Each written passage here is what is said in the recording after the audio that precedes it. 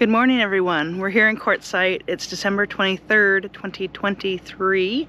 And if you're here in Quartzsite, you would have experienced what we did last night.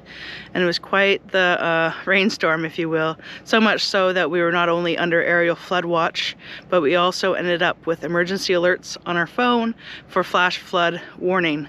And flash flood warning actually means a flash flooding is imminent or actively occurring. So that was quite interesting.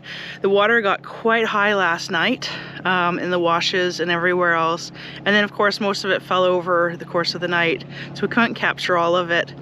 But I did get up first thing this morning with the sunrise, and I flew the drone up over the Tyson Wash area. So that's what this video is going to be. I'm going to show you with drone footage what it looked like first thing this morning here in the Tyson Wash LTVA of Quartzsite. We hope you enjoy this video. Be safe out there and enjoy the sunshine today.